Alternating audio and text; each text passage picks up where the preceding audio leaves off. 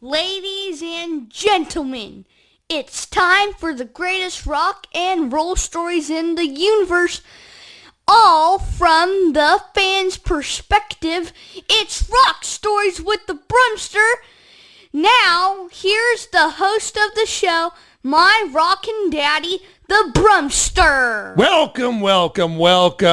Brummster here. Rock Stories with the Brummster at the Brummster Spotify channel at 11 a.m. every Sunday Pacific Standard Time at rockradio559.com. Okay, if you want to find out more about this, and also every single day we put out a brand new This Day in Rock History. Check it out.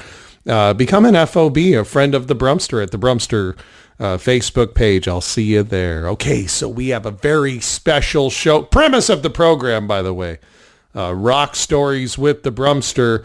Real behind-the-scenes rock stories, concert memories, artist memories from the fans' perspective now. I've been in radio since 1996.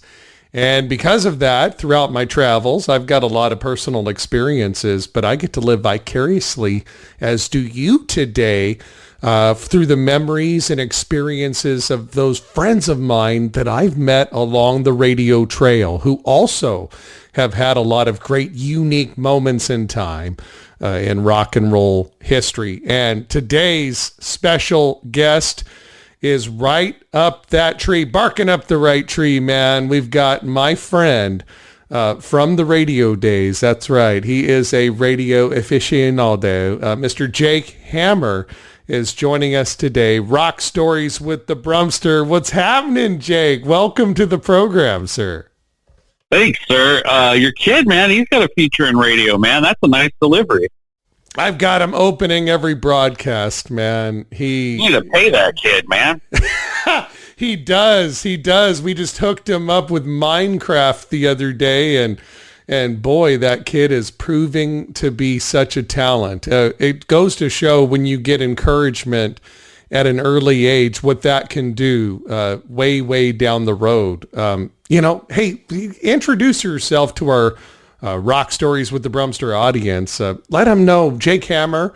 Give him your credentials, if you will. We had E. Curtis Johnson on the program, for example, and he gave us some backdrop, if you will, about his radio history. Kent Hopper in the Morning, radio legend, our friend here in the South Valley of Central California. On the program as well, from the fans' perspective, but we have a unique perspective being radio junkies, don't we? Introduce yourself to our audience, brother. Yeah, man, I don't know how to follow E. Curtis Johnson and Ken Hopper, man. There's some legends right there. But yeah, man, I grew up in Central Valley, grew up in Bakersfield and Porterville, California, and just wanted to do radio since I was a kid, man. I loved rock radio. I liked all the classic rock bands and alternative rock bands. And yeah, dude, listened to New Rock 104 back in the day. It was a big station when I was in high school. Listened to 99.7 K100 and listened to 95.7 The Fox. I was like, man, I'd really like to do this because, I just like playing the tunes and talking on the radio and telling, somewhat funny stories. I'm not that funny, but, maybe someone thought I was funny. But anyway, yeah, dude, I just started working in radio, worked my way up the ladder, so to speak. I started off doing part-time. It's called board opping work, where basically people are at remotes and stuff and you're putting them on the air. And then I became a DJ. I did that for a long time in classic rock radio. I worked in country radio for 10 years, worked in 80s, 90s stations too. I did it all, man, except sales. That was something I did not want to do. The spirit of radio, right? Yeah. Unlike us, Dave Campbell, myself, who went into sales, you didn't go to the dark side. Right on. Hey. Well, it's just, I don't know, man. I just don't know if I would have excelled at that. I wanted to be a DJ or make radio commercials, and I was able to do it, And you're great at it too, folks. Coming up here soon, Rock Stories with the Brummster, as well as some of our other platforms, rockradio559.com. Going to utilize Jake's voice for some of our liners. You're amazing. You're one of the best in the business, without a doubt. Now, I knew that as did my friend, the Reverend Ashley Sizemore. We all gathered together. Spotman, rest in peace, another mentor of the Brummster. And Jake, of course, you remember the Spotman. He and Reverend and I all gathered around. I think it was with Joe and Annie, our promotions team. And we had to pick back in the day who was going to win based on their submission that they sent us every single week, a promotion that we did called a Fox Barbecue Block Party. Now, you weren't on the air then, but you sent us something pretty amazing that wowed all of us already on the air DJs. We were just blown away at what you, at that time, you're a senior in high school, like, holy smokes. Tell people first, how did you meet? How did that come about? Tell the story about how you signed up, how you won the barbecue, and how the Brummster and Jake Hammer met in the early days. So yeah, man, like I was listening to the Fox, and basically what happened was they were doing a backyard barbecue contest. You put together like a poster or something proving why you deserve a Fox barbecue. So what I did was I was like, everybody's probably doing a poster and all that jazz and probably doing the same thing. And in my weird way, I wanted to do something different. So what I did was I made like a radio show almost of me basically selling myself, like asking, like, do I really deserve a Fox barbecue? So what I did was I had special guests on the show. I had people that I impersonated, of course. It was Jesse the Body Ventura, former WWF commentator, a.k.a. the governor of Minnesota. I think I did John Lovett there for a bit, and I think I did Arnold Schwarzenegger. Now, if these like impressions were good or not, that's debatable, but I did them, and obviously someone thought they were good because I got a barbecue a couple of weeks later, like with the Fox crew. I think Rash from New Rock 104.1, when he was starting off, he was like an assistant, so he showed up, you showed up. It was pretty cool, dude. We had a barbecue, we played basketball. There was probably maybe 50 people there? Yeah. I remember out front, you're like, let's play hoops. And I'm 6'6", and yeah, you were like Shaquille O'Neal, dude. You just like dunked on all of us. Like I felt like I had to like up my game a little bit afterwards because I kept getting dunked on. Oh man, you made the life of that party happen. And I knew right then and there you had some amazing things in store for you down your radio path. I'm so glad that we became friends, and what an interesting way to start that friendship. My radio brother from another mother, Jake Hammer, on the line with us. Jake, you've had some very unique, interesting interactions with rock and roll stars, being in the positions that you've been. Talk a little bit about some of those cool interactions, brother. Yeah, dude, I've met a few rock stars in the days that I was in the radio business. They were all pretty cool. Like, the coolest one I probably met was Sammy Hagar. Like, he was pretty awesome. He came to Fresno. He did that tour with David Lee Roth. It was like the Heavyweight Champions of Rock tour and stuff like that. And that was really interesting, man, because Sammy Hagar, in my opinion, was the best frontman of Van Halen. Now, it's probably going to get a lot of heat from people and stuff like that. But basically, dude, he opened for David Lee Roth, and I hate to say it, but he blew David Lee Roth off the stage. We got to meet him beforehand, dude. He was super cool. He offered me some tequila. I didn't really drink at that time. I was like, yeah, I'm not really into that. But he was like, that's okay, man, no problem. He was super cool. We got the Fox staff pretty much got to go up on stage with him and stuff like that during his show in front of everybody at Selland Arena. Dude, it was pretty rad. And not to dump on David Lee Roth, but you're correct, musically speaking. We all know the story, right? David Lee Roth leaves, does his own thing, and the Van Halen boys reach out to Sammy, who at that time is popular in his own right. He's touring his own single career, his own solo career, and he's kicking ass and taking names. He's selling out. He does not need to join a band. He said this. And then he met the Van Halen boys, and they said, no, just come jam with us, come play with us, and then we'll talk. And he went in there for a couple of hours and jammed with the Van Halen boys. he came out a part of Van Halen, and he said, the reason why I was willing to drop my already successful solo career to join Van Halen was because that moment in time I realized they were more musical than anyone I've ever played with in my life. And that brought out amazing things out of the Red Rocker. So you're not wrong when it, musically speaking, again, nothing against DLR. Hey, Carter, who worked at the Fox, she was a big Sammy Hagar-Fan. She was always telling me, Sammy is really good. Like, all of his body of work of music's really good. And I was like, okay, I'll check him out. Like, because I was still young at the time. Like, I wasn't there in the 80s when he had his big hits and all that stuff. And then I listened to him, and I'm like, man, this guy's got some really good stuff, man. Like, Carter, you've got excellent taste in an artist, Like, I got into Van Halen with Sammy, and I thought that they were like a better, I like Journey. I thought they were more of a hard rock version of Journey and did a lot of great Journey-like hard rock songs. David Lee Roth is cool in his own way. Like he was probably the best front man of that time after Robert Plant. He kind of took the stage and commanded it. And Van Halen had some good hits there from like the 70s to like 1984 party rock anthems and stuff. But I think Van Halen as a band grew up after Sammy joined. Like they talked more about relationships, more about personal relationships. You know what I mean? Like stuff that's more deep than they had been accustomed to with David Lee Roth.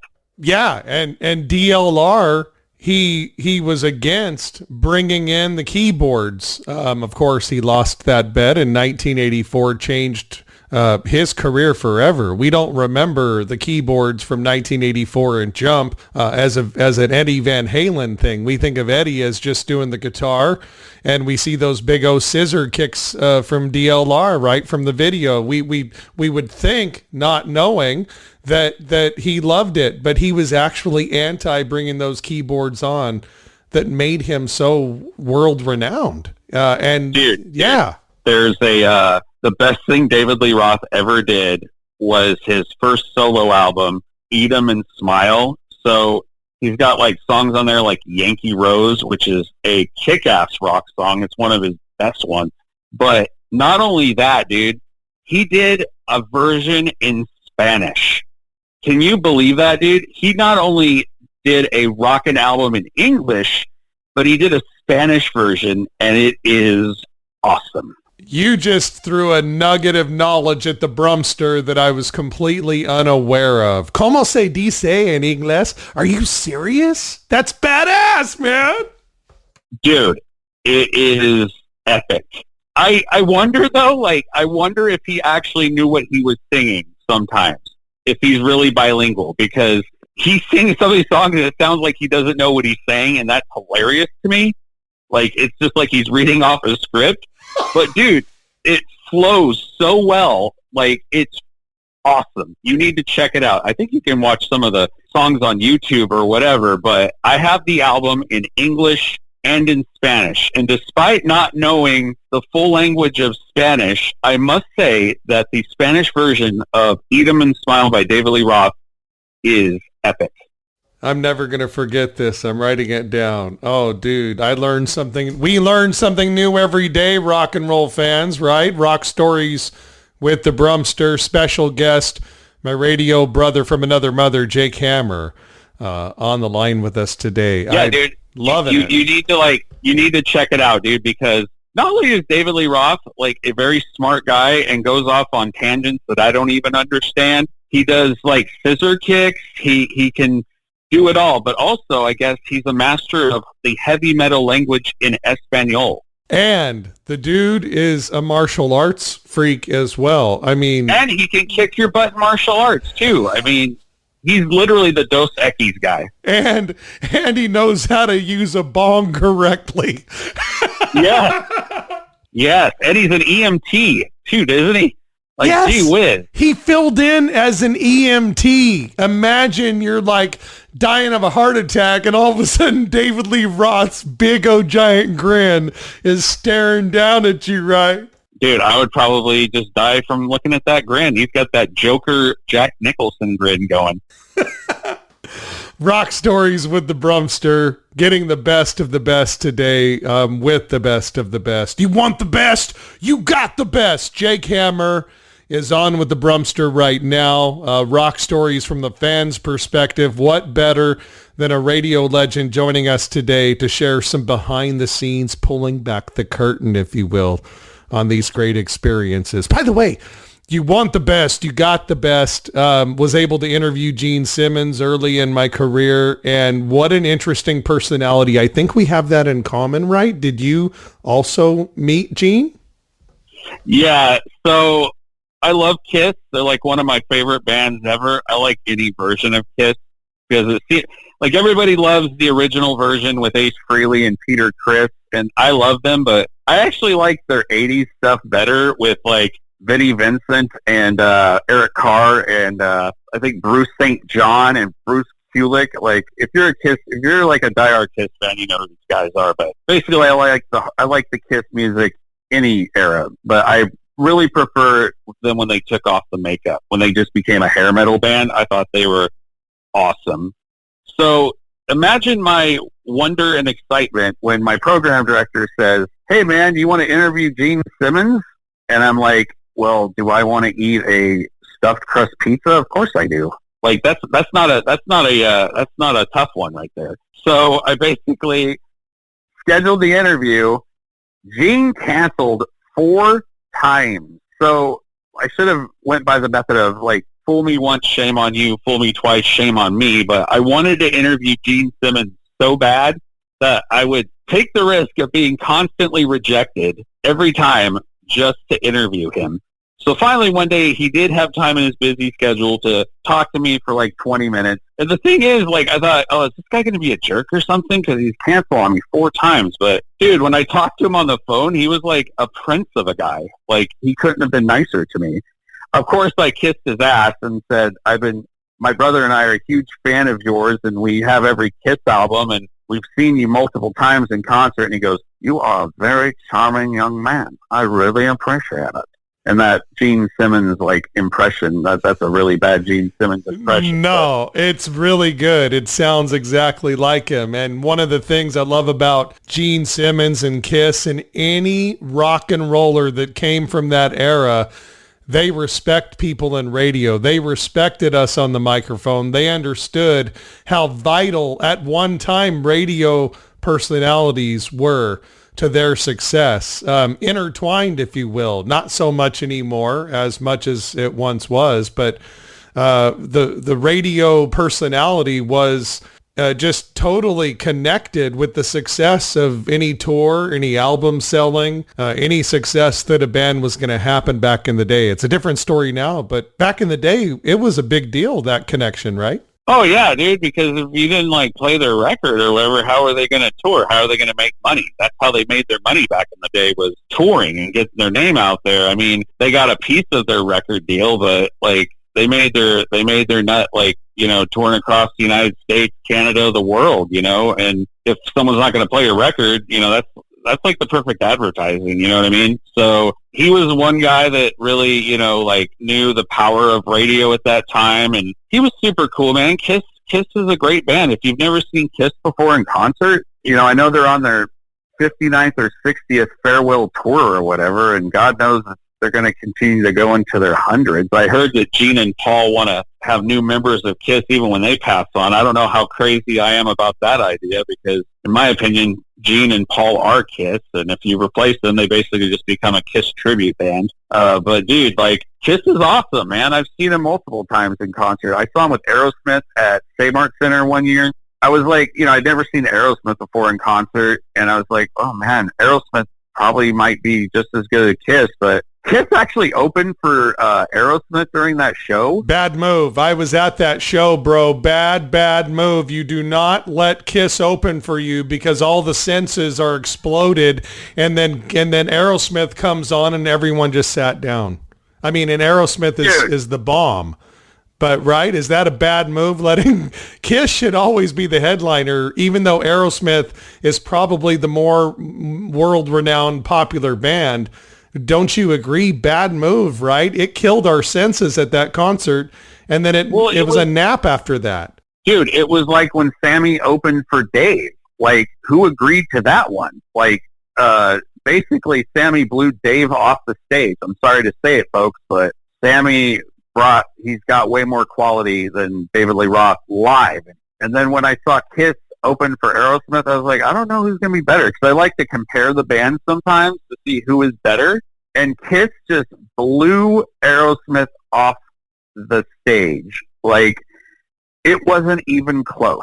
It was like Hulk Hogan going on a match before, I don't know, name some 80s, like, downtrodden wrestler. I don't know. Like, how about the wrestler that they would always, get rid of and just destroy real quick, coming out in the leotards? Yeah, Bob Johnson or something, right? Yeah, it would be like Hulk Hogan opening for, or having a match and Bob Johnson in the main event. Like, it was just a complete, and no offense to Aerosmith, I like a lot of their songs.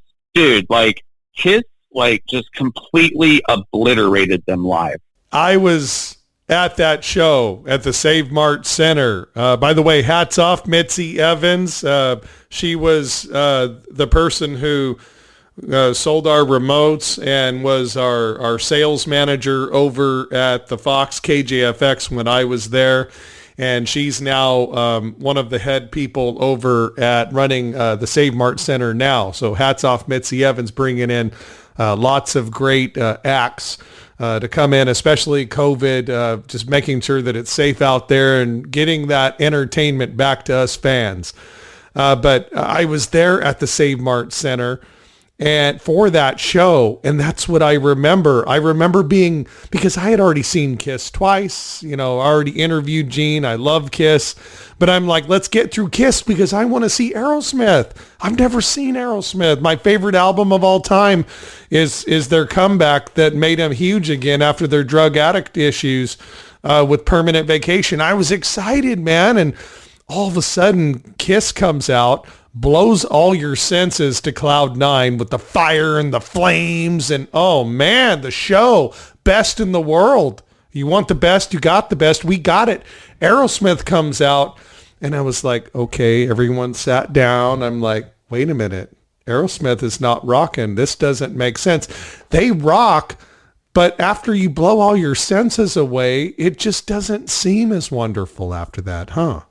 If you guys have never seen Kiss before in a concert, you have to see them before you die or they die, because it's like a rock concert mixed in with the 4th of July, mixed in with WWF wrestling. Like, it's got a little bit of everything. And if you don't even appreciate the musical talents of one Gene Simmons and Paul Stanley, and I know there's some people that don't like their style, but you know what? You cannot discredit them as a band that gives their fans their money's worth. And usually it's not that expensive. At least when I went to see Kiss multiple times, it wasn't that expensive. And they give you like way more showbiz than you get for your buck. Rock Stories with the Brummster, pulling back the curtain. Oh, I see you around the corner. Theater of the Mind, right? Pulling back the curtain for you, the listeners. Rock Stories from the fans' perspective. Big O apostrophe there, right? This is it's a possessive. The fans' perspective. Lot of shows out there. You love it probably as well, just as much as I do. Sammy Hagar going around on his adventures, talking with all the different rockers, and you end up having a great time watching a show like that. But I thought to myself, Jake, there are no shows from the fans' perspective, and who better to tell that story than us from Radioland, right? I mean, it just makes sense that we create a program like this. It was missing. Yeah, dude. You were talking about Sammy Hagar a little bit ago. This dude is like almost 75 years old, and he looks younger than some 40-year-old people that I know. Like, the dude is ageless. Like, he's obviously taken really good care of himself. He never got in any controversies other than being fired from Van Halen and that, whatever with that. But the dude, like, he's going to be like living till he's 130, and that's fine. Like, I hope he does, because he's a positive dude. He was very nice when I met him. Like, I love that show where he goes around and interviews people, Like, I think that's perfect for him at this point. I don't want Sammy Hagar to ever retire, because you can tell when he's on stage that he's enjoying everything that he's doing, and he's living his best life. What is it? Live in the now, man. He has mastered living in the now. Red Rocker, huh? Dude, he is the heavy metal version of Jimmy Buffett. Like, he has marketed that Cabo Wabo and made a ton of money off of it. And he caters to his crowd so much. Sammy's not my favorite artist of all time, but he's one of them. Like, he gives you what you want in concert. He gives you all the songs that he put out that were hits that you love. Of course, you've got to do I Can't Drive 55. That's a good song, but it's not my favorite Sam song. But he does Moth Tequila. He does, There's Only One Way to Rock and all those other ones. He adds some new stuff, too. I saw him with Chickenfoot at Lake Tahoe, and that was a really good concert, man. That is a nice mix that he put together with Chickenfoot. So, Sammy deserves a lot of credit sometimes. He doesn't get the credit I think he deserves. And I think sometimes, we forget, this dude had a really good solo career way before he was in Van Halen. So, Montrose, if no one's ever checked out the debut album of Montrose, dude, that's an amazing album. That's one of the best heavy metal albums I've ever heard. So, Sammy, he's definitely a Hall of Famer any way you slice it. And I just hope this dude, never, gives it up, because he's really good at what he does. And his personality is just so infectious. You want to go see him in concert, dude. Oh, you just opened the door, so we have to go through it. Lot of ridiculous Rock and Roll Hall of Fame nominees. Wouldn't you agree, folks? That, yes, give those folks, thank you, Jay-Z, thank you, LL Cool J, and we got a whole nother round of people who should not be in the Rock and Roll Hall of Fame being nominated this year, I hear. Again, they should get a nod. They should get a special award. Hey, thanks for taking our samples and making more music out of it. But do we make them, enshrined into the Rock and Roll Hall of Fame, but we don't put in Styx or Ted Nugent? The list goes on and on. You open the door there, the Rock and Roll Hall of Fame. Sammy definitely deserves to be there. What do you think about, yes, we love music, but let's not get caught up into we've got to make everyone happy. You're not going to, Wayne Gretzky is not going to go into the Naismith Basketball Hall of Fame. And it just ain't going to happen because he's a hockey player, right? Right? Bro. This is where you're off, though, because you actually care about the Rock and Roll Hall of Fame. I used to care about the Rock and Roll Hall of Fame, but I stopped caring. It's subjective, and it's also a popularity contest for these guys that used to work for Rolling Stone magazine that are on the board of the Rock and Roll Hall of Fame to be the critics' choice. They love the critics' choice.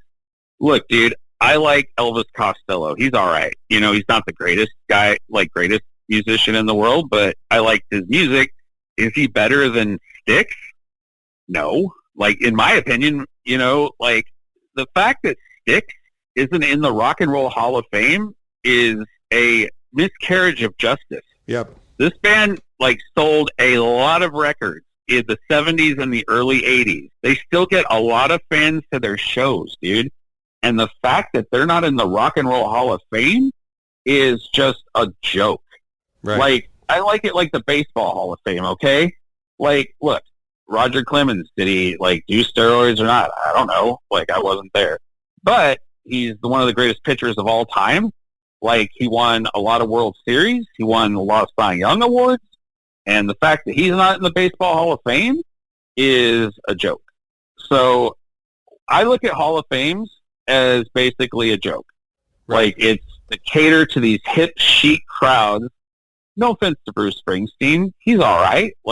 But they portray him in those circles as the greatest god of music ever made. And I don't agree with that, dude. There are, in my opinion, I don't know if anybody agrees with me, there are 500 better artists than Bruce Springsteen that are probably not in the Rock and Roll Hall of Fame. Like, Bruce Springsteen's all right. And you're not even going where I was going, which is Grandmaster Flash. Like, there are people that are in the Rock and Roll Hall of Fame that don't even do rock and roll. What the hell? And you're going down even another path that is excellent, which are folks that deserve to maybe be there, but they don't deserve near as much credit as these critics are giving them, right? Dude, no offense to Grandmaster Flash, like, they should have a music hall of fame. Yes. And start putting, because he did do a lot of good stuff, like Run DMC that did a lot of good stuff. Like, I'm not hating on hip-hop music. It's not cool. At all. Like, give them credit for loving rock and roll enough to sample it.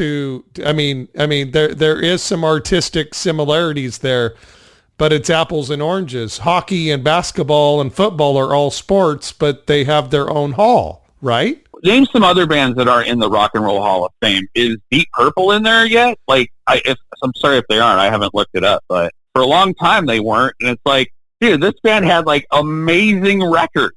You know what I mean? They had some of the biggest hits ever. Like My Woman from Tokyo. They had Hush. They had Smoke on the Water. Fire These in are the like sky. They had Zeppelin style songs, and the fact that they were snubbed, I don't even know if they are. Like, I haven't checked. I should probably be up on my Rock and Roll Hall of Fame inductees or whatever, but the fact that they have not been put in, or they weren't put in for the longest time, is just like, what? You know what I mean? Like, no offense to the Foo Fighters, I like them a lot. They're one of my favorite bands, but they're in the Rock and Roll Hall of Fame, and for a long time, Deep Purple wasn't. Come on, man. You gotta have some equitable treatment amongst artists, but you're never gonna have that when the Hall of Fame is ran by folks who are just navel gazing and patting themselves on the back. I love that point. The Rock and Roll Hall of Fame is run by people who are, what's the term? They are elitists. They are the creme de la creme of rock journalists from the 1970s. You know what I mean? They don't know anything. Like, Rush wasn't in the Rock and Roll Hall of Fame. I'm sure there's bigger Rush fans than me, but the Rush is my favorite band of all time. They're one of the reasons why I got into radio. I love Geddy Lee. A lot of people hate Geddy Lee's voice, but he's amazing. He can play keyboards, he can play bass, he can sing at the same time. Dude, I've loved every Rush album I've pretty much listened to. When I think of Geddy Lee, I have an image in my head of the one-man band person coming out, dinging the cymbals and marching, and as he's marching, you got the drum and the cymbals behind and playing the guitar and singing. The guy is and could be a one-man band, but you throw Neil in there. My God, then Neil Peart with his writing. I watched a Rush special on Netflix. I was in the camp of respecting Rush, not hating them, but not really liking them. I walked away from that Netflix Rush special, and I had a whole new appreciation for them. I love Rush now, and I get what you're saying. They deserve to be in the Hall of Fame. Kiss, going full circle, Gene Simmons on that special talked about how they found a band, Rush, because they weren't getting any radio airplay. Again, full circle, DJs meant something back then. We had power. And a DJ in Cleveland, a working class city, decides to take this album and flip it over to the B-side, something that the program director probably was not cool with. But the DJ had some leverage back then when radio was worth a crap, and he flipped over the record and played Working Man and ended up making it a hit. And then Rush ends up going on tour with Kiss. Wow, I have a different respect. Talk a little bit about your love for Rush, man. It's a band that does not get enough cred where credit is due, right? Dude, Rush changed my life. And people might laugh at that, but when you listen to Rush records, you get a new appreciation for different kinds of music, like the musicianship that goes into it. And the fact that these dudes had 3 members in the group just is Herculean in itself. My brother is a musician. He can play pretty much instrument, and he'll even tell you, like, playing, like, instruments is very hard. And for Geddy Lee to play keyboards, bass, and sing at the same time is insane. Like, and to do it well, like, Geddy is literally regarded as one of the greatest rock bassists of all time. And to do all that in one setting, like, that is multitasking on a level I could not even imagine. And for Neil to come up with these, like, lyrics that he got from Ayn Rand and stuff like that, just these really thought-provoking lyrics, like, dude, these guys are amazing. So, you know, I listened to Limelight, you know, pretty much every song the radio would play, like Spirit of Radio and Tom Sawyer. I must tell you that as a Rush fan, a Rush fan's favorite Rush song is not usually Tom Sawyer. It's probably middle of the list. If Rush had 200 songs, Tom Sawyer would probably be number 179 on my favorite Rush list. But, dude, I started buying their records and would listen to Rush hours a day. I don't know if that is a sign of being obsessed or mental illness or whatever, but I was just blown away by Rush. I made my buddies that didn't know much about Rush but liked hard rock music, I would make them Rush compilations of all their stuff. I would spend time making Rush compilations for people just to get Rush's name out. So around 2009, I'm a pretty big fan of dumb comedies. Like, I like Will Ferrell movies and Jim Carrey, and Paul Rudd's pretty cool. And they came out with that movie, I Love You Man, with him and Jason Segel, and they're both big Rush fans. And I think that movie, like, really gave Rush the credit they deserved, because after that, more people paid attention. They were on the Stephen Colbert Show one time. They released that documentary, that DVD with Jack Black and all those guys in it. And finally, I think Rush is getting the credit they deserve.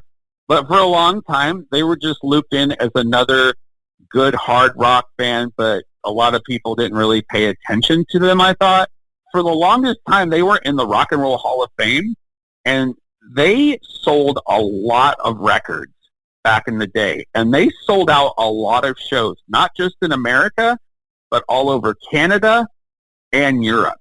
Like, they were big in England for a long time. And the fact that they were not in the Rock and Roll Hall of Fame was just, I was like, what in the hell is going on, right, Jan Winter?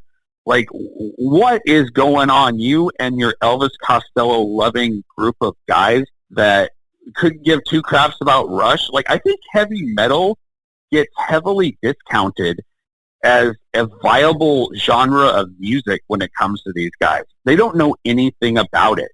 Yeah, they'll put Led Zeppelin in the Rock and Roll Hall of Fame and all that stuff, and Black Sabbath, but they truly don't know anything. If they knew anything about heavy metal music and hard rock music, like Ronnie James Dio, and like he deserves some, like, that dude was a pioneer, man. That guy was a great singer, and the fact that these guys get overlooked a lot of times is just insane. The Rock and Roll Hall of Shame is what we should call it, Jake. That's it's terrible, dude. Like, mm-hmm. I'm not like saying these people are horrible people. I'm just saying that, like, they don't know as much about music as they, like, lead people to believe. Like, there's a lot of genres of music that are left out. You know what I mean? It's not something that gets brought up because all these publications, magazines, critics, in the last couple of decades have been swallowed up by parent companies, and it's almost like there's just a company or two running everything nowadays. Early on in broadcasting, an owner could only own so many stations or outlets or media outlets within a certain market, and in so many markets there were limits so that free speech could still thrive, so that monopolies are wrong in economics. Why are they not wrong in broadcasting? And I think that monopolies have ruined, if you will, what the people get to hear on the other end. It's all propaganda nowadays, isn't it? The main thing is technology has gone so far in the last 20 to 30 years, it was bound to happen anyway. The equalizer, basically, with technology, like the Steve Jobs comment at the beginning of the broadcast, the small guy can use this technology to compete against the corporation. I'm on a Rodecaster Pro right now in my home office, working here on the weekend, having fun playing radio. I don't have to go to a radio station anymore and pray to God some schmo gives me a job. And that's the equalizer. Technology, isn't it? I think a lot of radio broadcasters do the best they can with what they got. Like, they're trying to do radio the right way, but it's not just like corporate, it's just technology. Like, it's just like, dude, technology has definitely done a lot of great things, but it's also like eliminated a lot of jobs, not just in radio, but just in life in general. Like, you don't have, like I did, I went to the grocery store the other day and it's happened a bunch. Like, they don't have like checkers anymore, dude. It's all scan and go. Like, you go to Walmart, you got to basically check out your own groceries now, dude. Like, I think that's coming. I don't want to sound like a Jesse Ventura conspiracy theorist or anything, even though I do find Jesse Ventura very entertaining, and I love it. We want to hear some voices before you're done here, by the way. How I met you originally. Jesse the Body Ventura. I love a good yarn now and then. Like, I love conspiracy. They're entertaining as hell, dude. They're like pro wrestling to me. I love watching it. But, dude, it was probably bound to happen anyway, dude. Like, with this much technology going out in the world, people aren't going to do the same things that they had to do before. So we love radio and it's great, and I wish it continues, to go on. There's some really good people that work in it. It's just the sign of the times, dude. Like, it's up to us to like reinvent ourselves in some ways. You know what I mean? Right. We got to carry the torch, as we are here, letting you have a behind the scenes tour, a behind the scenes, pull back the curtain. Jake Hammer, you're a legend. And I remember from the early days, and I just have seen you grow and blossom into such a radio star. I know you're taking a break from the business now, but you are a legend when it comes to the voice, especially some of those really cool impersonations you did that got you that first barbecue block party over 25-something years ago. Would you mind real quick running through maybe a montage of some cool impersonations for our listeners? They're probably so bad, but please. Yeah, I did Arnold Schwarzenegger. I was like, using other people's lunches. I'm a cop, you idiot. I truly think that Arnold Schwarzenegger is one of the greatest movie stars ever. Is he the greatest actor of all time? No, but dude, I love pretty much everything he's done. Like, from the original Terminator, that was awesome. Dude, Kindergarten Cop is a hilarious comedy. Like, if they ever have they should do an Academy Award, Lifetime Achievement Award sometime for Arnold Schwarzenegger. Because he can do action, he can bring you to tears, and he can make you laugh. Mm-hmm. Even if he doesn't mean to. There's going to be a new Twins, I heard. Isn't that cool? Oh, God. Oh, a new Twins. I thought you meant Junior. Sorry, I misunderstood. No, Danny DeVito's going to join him again, and they're going to have, I guess there was a third twin in the triplet setup that was never introduced that they're going to end up meeting. And I just saw something about it. I don't know if it's actually going to come to fruition. But yeah, what a star, man. And what a funny dude as well. Dude, Twins is hilarious. It really cemented Arnold Schwarzenegger as a dude that can do multiple things. Speaking of multiple things, we're almost at the end of our time available. And I'd like it if you wouldn't mind. You did Arnold, you did Jesse, you did Gene. Give us a couple more of your impressions before we go, man. This guy is a voice superstar, people. Jake Hammer, radio superstar. If you need some voiceover work, he is the best of the best. But give us a couple departing impressions before you go. Ozzy Osbourne, you know, I can't even remember what happened yesterday, much less 1981. I know everybody's done Ozzy Osbourne, dude, but it's cool to do Ozzy Osbourne sometimes because he's got such a distinctive voice, and I love Ozzy.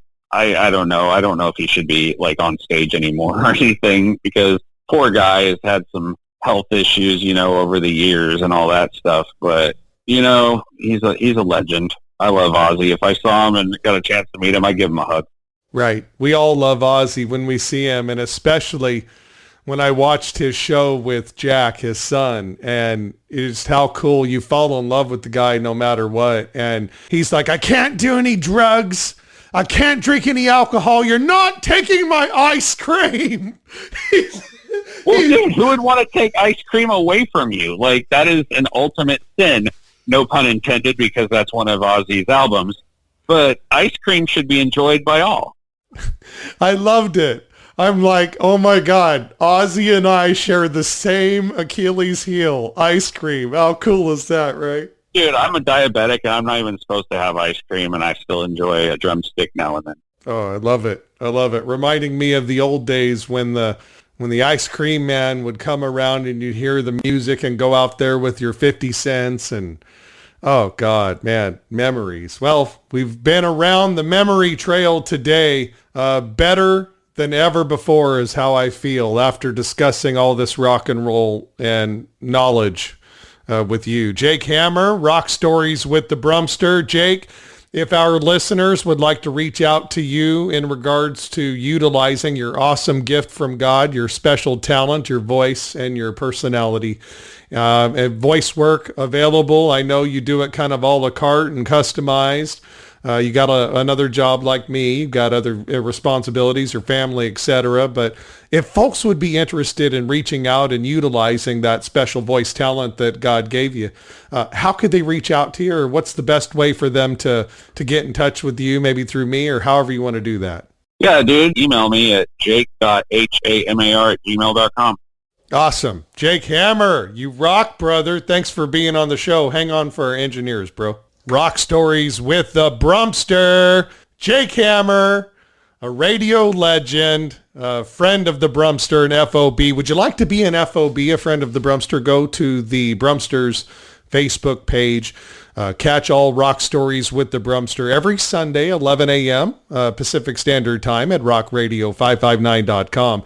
And also as well at the Brummster Spotify channel. That's with 2 M's. I'll see you there. Until next time, rock on. Thanks for joining us for another Rock Stories with the Brummster.